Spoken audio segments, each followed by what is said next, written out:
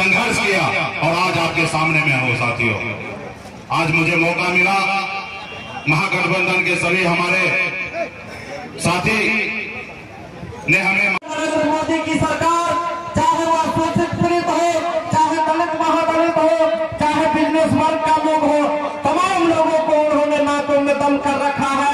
आज हमारे राष्ट्रीय जनता दल के नेता आदरणीय बाबू लालू प्रसाद यादव जी को बेवजह जेल में फंसाने का काम किया है और उन्होंने जेल में है।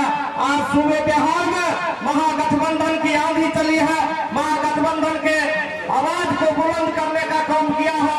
आज सूबे बिहार में आदरणीय नेता केसरी यादव के नेतृत्व में आज पूरे बिहार में महागठबंधन के चारों सीट पर हम लोगों का जीत निश्चित है। आप चाहे बेगूसराय का बात लीजिए, नरेंद्र मोदी की सरकार, चाहे वह शोषित पीड़ित हो, चाहे दलित महादलित हो, चाहे बिजनेस वर्ग का लोग हो, तमाम लोगों को उन्होंने नाकों में दम कर रखा है। आज हमारे राष्ट्रीय जनता दल के नेता आदरणीय बाबू लालू प्रसाद यादव जी को बेवजह जेल में फंसाने का काम किया है और उन्होंने जेल में है।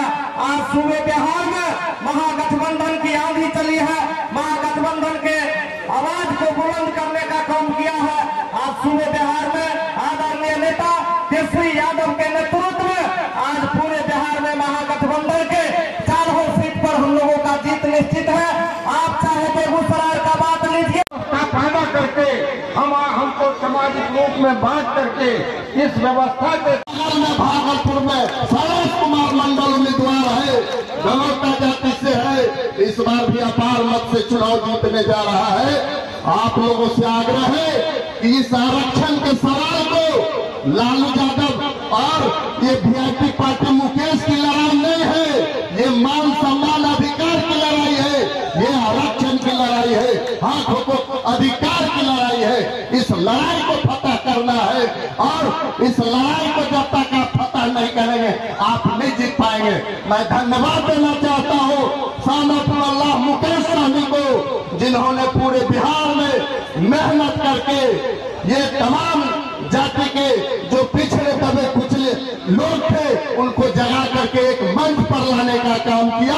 और आप यहाँ से शंखनाद करें कि आपकी चट्टानी एकता महागठबंधन के साथ रहे और जहाँ भी बिहार में महागठबंधन के उम्मीदवार है आप उनको जिताने का काम करें।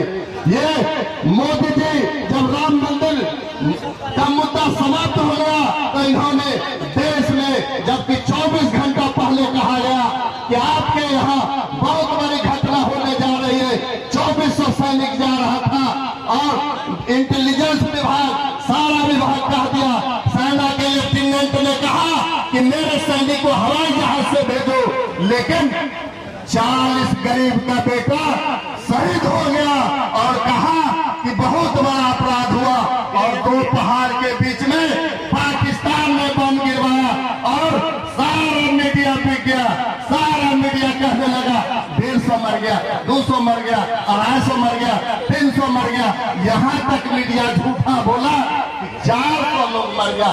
बाहर मीडिया टिकाऊ, दुर्भाग्य है इस राज्य का। के लिए मैं तमाम जो महागठबंधन के लोग हैं और खास करके पिछड़े वर्ग के लोग, जो ओबीसी के लोग हैं, महादलित हैं, गांव घर में रहने वाले जो हैं, चाहे वो किसी जात के क्यों न हो, उन तमाम लोगों से निवेदन करना चाहता हूं कि वक्त आ गया है कि इतिहास की नई रचना करने के लिए मुकेश सहनी जी नाव पर सवार होकर के आपके बीच आए हैं और आप तमाम मित्रों से मैं निवेदन करना चाहता हूं कि सारे भेदभाव को भुला करके, ये भेदभाव फैलाने वाला हमारे ऊपर शासन करने का काम करता है और हम 90% उसका गुलाम बनने का काम करते हैं।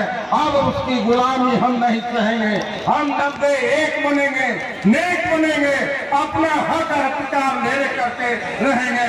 इन्हीं शब्दों के साथ मैं खगड़िया के तमाम अपने अभिभावक मित्रों, तमाम मतदाता मालिकों से, देवियों, सज्जनों से निवेदन करना चाहता हूं कि हम समाज में ये बांटने का काम करता रहा है और उस बांटने वाले के बातों में आकर के हम लोग आपस में लड़ने का काम करते रहे हैं।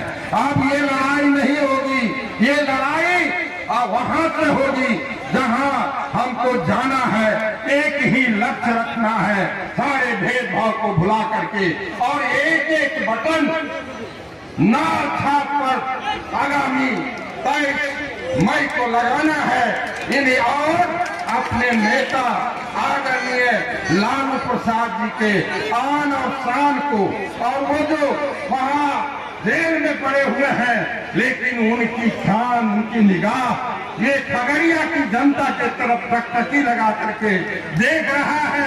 उन्होंने हमारे बीच में साहनी जी को भेजा है और हमारा ये कर्तव्य होता है कि उनके आन और प्राण की रक्षा के लिए अपने को कुर्बान करके मुकेश सहनी को बटन ना छाप पर बटन दबा करके देश विजय करके पार्लियामेंट में भेजना है। जब तक पार्लियामेंट में 90 की आवाज नहीं गूंजेगी ये देश गुलामी के शिकंजे से मुक्त नहीं होगा। हम नहीं कहते कि हम गुलामी से मुक्त हुए हैं, हम मुक्त तब। विस्तार से आपने तमाम वक्ताओं को सुनने का काम किया। मैं 2-3 बात आपसे कहना चाहता हूँ। सबसे पहले तो ये भीड़ ही बता रही है कि जीत हमारी पक्की है। मैंने 2009 में इसी चुनावी सभा में आप लोगों को कहा था, आप लोगों ने मेरी बात नहीं मानी, जिसका नतीजा आज आप लोग भोग रहे हैं। मैंने कहा था कि ये देखने में उस गुलाब की तरह है जो देखने में बहुत खूबसूरत है लेकिन उसके अंदर खुशबू नहीं है। और आप लोगों ने एक बार तो हराया, दूसरी बार जिताने का काम किया। क्या मिला, क्या किया, क्या नहीं किया, ये तो मुझसे बेहतर आप बता रहे हैं। और लोगों ने भी बताया कि सिमरी बख्तियारपुर में 2-3 बार विधायक रहे हैं, लेकिन सिमरी बख्तियारपुर में उनके घर तक जाने की सड़क भी नहीं है। और आपके इस लोकसभा का विकास क्या करेंगे? हम सिमरी बख्तियारपुर विधानसभा के बारे में आपको इतना जरूर, संविधान आपका खतरे में है, निर्णय आपको लेना है कि संविधान को बचाना है, संविधान को बचाना है। संविधान रहेगा तो आरक्षण रहेगा, जब संविधान ही नहीं रहेगा तो आपका आरक्षण खत्म करने का प्रयास कर रहा है और प्रयास कर रहा है। आप पूरे देश में एक लालू प्रसाद है जिसको आपकी आवाज को, आपकी आवाज को, नरेंद्र मोदी की सरकार, चाहे वह शोषित पीड़ित हो, चाहे दलित महादलित हो, चाहे बिजनेस वर्ग का लोग हो, तमाम लोगों को उन्होंने नाकों में दम कर रखा है। आज हमारे राष्ट्रीय जनता दल के नेता आदरणीय बाबू लालू प्रसाद यादव जी को बेवजह जेल में फंसाने का काम किया है और उन्होंने जेल में है। आज सूबे बिहार में महागठबंधन की आंधी चली है, महागठबंधन के आवाज को बुलंद करने का काम किया है। आज सूबे बिहार में आदरणीय नेता केसरी यादव के नेतृत्व में आज पूरे बिहार में महागठबंधन के 4 सीट पर हम लोगों का जीत निश्चित है। आप चाहे बेगूसराय का बात लीजिए, नरेंद्र मोदी की सरकार, चाहे वह शोषित पीड़ित हो, चाहे दलित महादलित हो, चाहे बिजनेस वर्ग का लोग हो, तमाम लोगों को उन्होंने नाकों में दम कर रखा है। आज हमारे राष्ट्रीय जनता दल के नेता आदरणीय बाबू लालू प्रसाद यादव जी को बेवजह जेल में फंसाने का काम किया है और उन्होंने जेल में है। आज सूबे बिहार में महागठबंधन की आंधी चली है, महागठबंधन के आवाज को बुलंद करने का काम किया है